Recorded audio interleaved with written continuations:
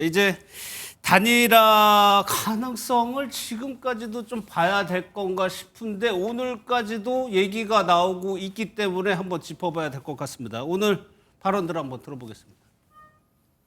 이준석 후보 찍으면 이재명 후보만 도와주게 됩니다. 끝까지 희망의 끈을 놓지 않고 단일화 노력을 하겠습니다. 저는 국민의힘이 오합지졸인 것은 알고 있지만 그 당의 메신저 또한 굉장히 혼선을 겪고 있다라는 생각을 합니다. 김재원 비서실장이 나와서 이준석이 던지는 표는 휴지 조각이다 이런 식으로 대놓고 생도발을 했습니다. 저는 그런 사람이 주류인 당에서 도대체 누구에게 연대니 단일화니 이런 이야기를 한다는 말입니까?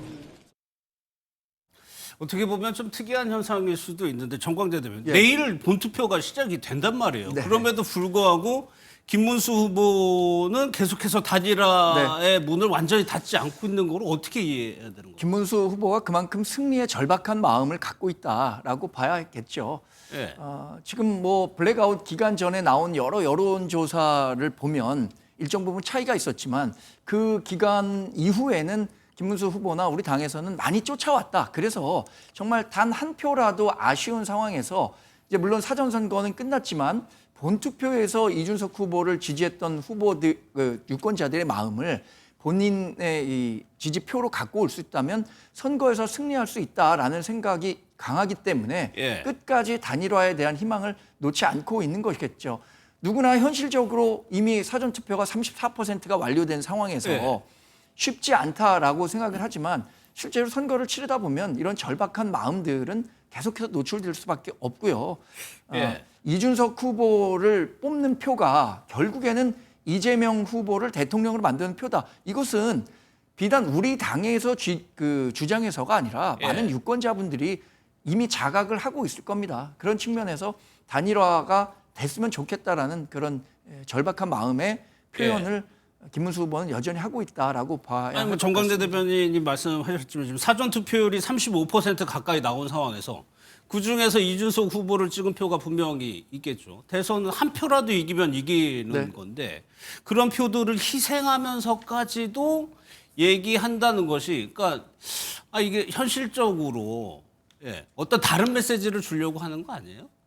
글쎄 단일화 없이 승리할 수 있다면 가장 좋겠지만 단일화 없이 승리할 가능성은 상당히 낮다라고 평가하는 게 일반적인 분석일 것 같고요. 끝까지 이준석 후보를 지지하는 표를 본인의 표로 돌릴 수 있다면 승리할 수 있다라는 생각하는 것 같고요. 또 하나는 전략적으로 이런 마인드도 있겠죠. 결국에는 이준석 후보를 찍어도 사표가 될 테니까 유권자 여러분께서 우리가 이렇게 단일화를 위해 노력했음에도 불구하고 단일화가 되지 않았으니 그 진정성을 알고 우리 이 김문수 후보를 지지해달라라는 의사를 표현하기 위한 정치적 제스처다 이렇게 또 해석해 볼 수 있겠습니다. 알겠습니다. 그럼 신 의원님께 질문 하나 드리고 다시 여쭤볼게요. 근데 지금 이준석 후보 아니라고 얘기하고요. 이재명 후보도 그렇고 민주당에서도 단일화 가능성 끝까지 지금 안 닫고 있거든요. 민주당 상황은 왜 그렇게 보시는 거예요? 결국에는 이준석 후보는 40대 윤석열, 그리고 김문수 후보는 70대 윤석열이라고 저희는 보이는 거죠. 김민석 의원도 그렇게 말씀하셨는데요. 실제로 보면은 여전히 내란 세력과의 그런 단절 못하고 있고 정치 공학적인 계산을 하면서 보수의 표를 직결을 해야 되는데 이게 아무래도 두 후보한테 분산되는 부분들이 있으니까 어떻게든 수단과 방법을 가리지 않고 사실은 단일화의 검토를 끝까지 할 것이다. 결국에는 선거에 패배하게 되면 보수의 입장에서는 책임론으로 갈 수밖에 없거든요. 그랬을 때 그러면 이준석 후보 때문에 패배했느냐, 아니면 김문수 후보의 역량이 부족해서 패배했느냐, 상당히 이제 내용이 쌓여 있을 거란 말이죠. 그런 면에서 책임에서 자유해지려면은 지금이라도 최소한의 끝까지 뭔가 가능성의 희망을 끈을 놓지 않는 모습을 보수의 후보들이 보여야 되지 않겠습니까? 그러면 김문수 후보는 계속해서 표면적으로는 이준석 찍으면 이재명 된다라고 얘기하지만 단일화의 가능성을 일부는 열어놓은 거잖아요. 그리고 이준석 후보 같은 경우에도 반대로 김문수 뽑으면 이재명 된다라고 또 본인 중심으로 단일화해야 된다고 주장했던 사람이잖아요. 그런 면에서는 끝까지 본인들의 주장을 계속하는 것이다라는 생각이 들고요. 근데 국민들한테는 사실 그런 부분이 결국에는 이재명은 안 된다. 그래서 단일화해야 된다. 이런 주장들이 먹히지는 않을 거라고 생각하기 때문에 지금은 계속해서 이런 메시지의 혼선 교통 정리가 안 되고 있는 부분이다. 그래서 여전히 예. 보수는 지금 선거에 있어서의 과거의 근본적인 뭔가 본인들의 과오 그리고 진상 규명, 책임 이런 부분에 있어서 명확하게 정리 못하고 지금 급급해서 뛰고 있기 때문에 예. 여러 가지 혼선된 메시지들이 계속 국민한테 가다 보면 이게 표가 분산될 수밖에 없다고 생각하고요. 그런 모습의 일환이지 않을까. 그럼에도 불구하고 오늘 내일까지 끝까지 또 기대감을 가지고선 계속 똑같은 메시지 하면서 책임 회피는 할 것이다. 라는 그러면요. 예측이 있습니다. 그러면 김민석 의원하고 김대식 의원이 얘기했던 것, 얘기 비슷한 맥락이긴 하지만 들어보고 제가 두 분께 공통 질문을 조금 다르게 해가지고 한번 드려볼게요. 영상 보겠습니다. 저는 그 후보 단일화는 뭐 정치공학이라든지 후보 독단적 판단이라든지 이렇게 해서 이루어지는 게 아니고 국민의 열망과 민심에 따라서 저는 이루어져야 된다 이렇게 보고 있습니다. 그래서 끝없이 오늘 밤 12시까지라도 단 0.01%의 가능성이 있다고 해도 끝까지 우리는 단일화에 매진을 해야 된다 이렇게 보고 있습니다. 결국은 맹태균 리스트라든가 이런 것 때문에 이준석 후보가 여러 가지 사안들이 선거나 정치와 상관없이 본인이 법적으로 책임져야 될 사안 등등이 사실은 쭉 있다고 생각돼서 이준석 후보 입장에서는 그런 것들을 방어하기 위한 방탄우산이 더 필요할 것이 아닐까. 그리고 지금까지 명분이 없어서 못한 것인데 지금은 명분을 억지로 만들어서라도 김문수 후보를 지지하고 사퇴하는 그 가능성이 저는 실제로 아주 높게 남아있다고 보고 있습니다. 질문을 한번 드려보겠습니다. 이제 내일 6시부터 본투표가 시작이 되는데 뭐 이 내용에서 이렇게 질문 드려볼게요. 오늘 밤까지 지켜봐야 된다. 아니 나 볼 필요 없다. 정광진 대표님 어떻게 생각하세요? 저는 희망하지만 현실적으로는 어렵다고 봅니다. 예. 이미 사전투표가 34%나 이루어졌고요. 예. 사실 민주당의 김민석 의원이나 이재명 후보나 본인들이 정치 몇 년 해왔습니까? 이 현실적으로 성사되기 어렵다는 걸 알면서도 왜 이런 얘기, 그러니까 단일화가 이루어질 것이다라고 자꾸만 얘기를 하는가? 예. 당연한 거 아니겠습니까? 단일화가 이루어진다고 하더라도 내가 그럴 줄 알았다 이렇게 김을 빼기 위한 것이고요. 그럴 수 있죠. 또 하나는 뭐 이준석 후보를 견제하기 위한 차원도 있다고 봅니다. 앞으로 보수 정치를 이끄는 재편 과정에서 이준석 후보가 어떤 식으로든 역할을 할 텐데 단일화를 한다고 해도 그렇지 않다고 하더라도 결국에는 이준석 후보에 대해서는 어떤 식으로든 책임론이 부각될 거거든요. 예. 단일화를 했다고 한다면 왜 그제야 했냐? 안 했다고 한다면 왜 안 했느냐?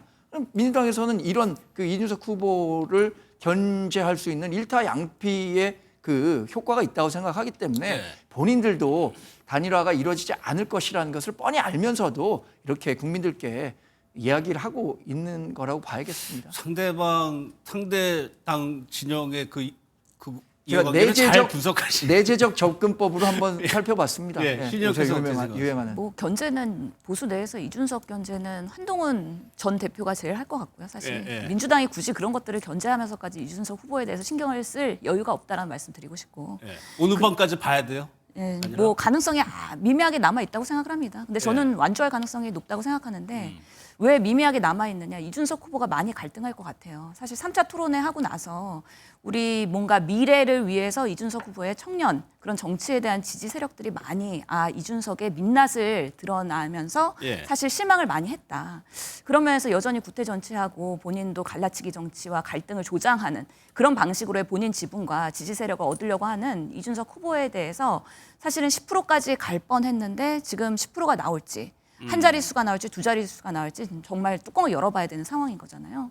10% 15% 기준은 매우 중요하잖아요. 선거 예. 자금에 있어서 정말 개혁신당이 앞으로는 지방선거 때 사실은 그 자금을 어디서 구할 것인가. 오히려 이런 부분에 있어서도 제3지대에서의 계속해서 이준석 후보가 정치를 할 수 있을까에 대한 명운까지도 달려 있는 거기 때문에 예. 냉철한 판단할 수밖에 없다. 완주가 본인으로서는 최종 목적이긴 하겠지만 그걸 끝까지 갔을 때 그리고 한 자릿수의 지지율로 만약에 정말 이 선거를 마감한다 그랬을 때 예. 이준석 후보의 정치적 미래도 상당히 부정적으로 되는 것이고요. 개혁신당도 어떻게 지금 살림을 꾸려나갈지에 대해서도 막막해질 것이고요. 그렇다면은 다른 대안이 무엇이 있을까? 예. 국민의힘이라는 큰 엄브렐러 안에 들어가서 그래도 일정 부분 지분을 가지고 본인이 내부에서 고군분투하면서 정치를 하는 방법도 하나의 대안이 될 수 있다. 그런 면에서 뭐 당권 줄 테니까 와라, 아니면 국무총리 줄 테니까 와라, 그런 부분에 있어서야 아직 협상이 유효할지는 모르겠지만 예. 결국에는 바깥에 나가면 춥기 때문에 안에서 싸워야 된다라는 그런 필요성은 여전히 이준석 후보의 여러 옵션 중에서 하나로서는 작동하고 있을 것이다라는 생각이 듭니다. 알겠습니다. 그럼 이어서요. 이준석 후보는 오늘 마지막 유세를 대구에서 한다고 합니다. 이 유세에 이준석 후보의 모친도 같이 하고 있다는데 영상 보고 이어가도록 하겠습니다. 네, 우리 준석이 엄마가 어린이에게 떡을 하나 줬습니다. 얼마나 이뻐 보일까요? 네, 여러분, 우리 준석이 엄마가 결국에 우리 애기 오늘 응원단에게 그야말로 선물을 주고 있습니다. 그리고 이제 기념사진을 같이 찍게 되겠습니다. 이런 대통령 후보 잘 키워주신 우리 이준석 후보의 부모님 잠깐 무대 위로 올라와서 따뜻한 포옹 한번 하겠습니다. 자, 좋습니다.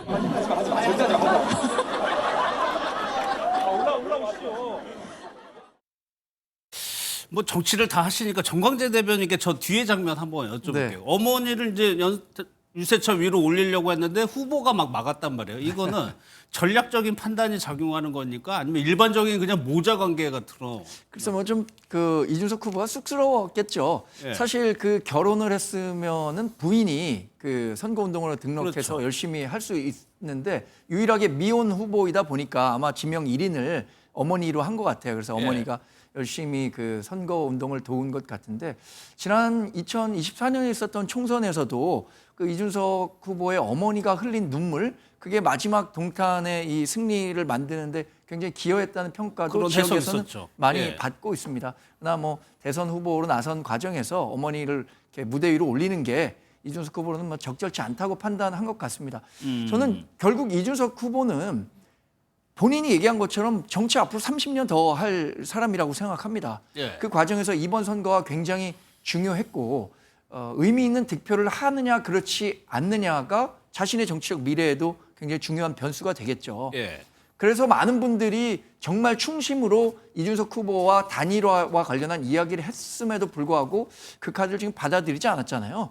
이 부분에 대해서는 본인이 결국 앞으로 30년 정치를 하는 과정에서도 정치적 뭐 자산이 될지 부채가 될지 예. 안고 갈 수밖에 없는 대목이라고 생각합니다. 그런 맥락일까요? 마지막 유세를 원래는 유권자가 가장 많은 서울에서 하는 게 일반적인데 대구에서 한다는 것은 이번 말고 다음까지도 보는 행보가 아닌가라는 생각도 들거든요. 그렇죠. 보수 지지자들 중에서 본인이 지지할 수 있는 지분을 많이 확보해야 예. 결국에는 개혁신당이든 아니면 국민의힘을 들어가든 본인의 그래도 후보로서의 역량을 계속해서 확대할 수 있기 때문에 한동훈 지금 전 대표의 전략과 비슷한 것이죠. 이번에는 안 되더라도 다음을 본다. 그리고 앞으로 미래를 투자한다. 예. 그래서 보수 지지세와 팬덤을 강화한다는 그런 부분에 있어서의 생각이라고 보고요. 예. 어머니를 유세차에서 동시에 이렇게 끌어안지 않은 이유는 결국에는 이준석 후보가 지금 비호감이 1위 후보잖아요. 그만큼 이준석에 대한 여러 가지 비판적인 시각도 많기 때문에 굳이 어머니와 같은 카메라에 잡히면서 어머니를 다치게 하거나 아니면 같이 뭔가 비판의 대상이 되거나 그런 부분에 있어서 가족은 정무적으로 봤을 때도 좀 보호해야 되겠다. 그러면서 따로 분리해서 유세를 하고 직접 이렇게 한 컷에 들어가지 않는 게 어머니의 그런 안위를 위해서 낫겠다라는 약간의 그런 아들로서의 그런 판단이 작용한 거 아닌가. 그럼 앞서 이재명 후보가 유튜브에서 아들 얘기한 거 여기 기다리시면 들으셨죠? 그것도 같은 맥락이라고. 실제로 정치를 하는 사람으로서요. 가족들이 피해를 입는 게 가장 마음이 아프고 쓰립니다. 그리고 미안합니다. 결국에는 예. 가족들이 원망할 거거든요. 엄마가 또는 아빠가 또는 아들이 정치 안 했으면 우리가 이렇게 삶의 제약을 받겠느냐. 그리고 예. 이렇게 모든 언론의 검증 대상이 되면서 자유롭게 못 사는 거 아니냐에 대한 가족적인 불만이 분명히 있을 거예요. 예. 그러면서 정광재 대변인님도 아마 가족에서 좀 미안한 마음이 있을 수도 있고요. 저도 그래서 저희 그런 가족들한테 피해 주면서까지 그렇게 과도하게 무리하지는 말자. 그런 생각들이 있거든요. 참 우리 정치가 가족까지 건드리는 거 그런 부분에 있어서는 서로 좀 양해를 해줘야 되는 부분이 있는데 너무 이 갈등과 서로의 이런 반목이 심하다 보니까 너무 정말 학살할 정도로 좀 피비린내 나는 전쟁을 하고 있는 거 아닌가 싶습니다. 전 그것과 관련해서는 공적인 자리에서 역할을 하겠다라고 하는 사람들은 일정 부분 감수할 수밖에 없는 몫이라고 생각합니다. 물론 가족의 일거수일투족 뭐 그거를 파파라치식으로 하는 그런 문화가 돼서는 안 되겠지만 더군다나 대통령이라는 최고 권력자가 되려는 가족이 어떤 삶을 살아왔는지 그분들의 생활은 평소 생활은 어떤지 이 부분에 대해서는 저는 뭐 지나치다고 하는 분들도 있겠지만 검증은 반드시 필요하다. 특히 더군다나 이재명 후보의 아들 문제 같은 경우에는 과거 역대 대통령이 이 대통령의 아들이라는 이유만으로 선출되지 않은 권력임에도 불구하고 여러 부정부패에 연루될 수밖에 없는 그런 상황을 많이 목도했잖아요. 그래서 아들이라는 사람이 어떤 삶을 살아왔는가도 분명히 유권자들로서는 알아야 하는 부분이 있다고 생각하거든요. 알겠습니다.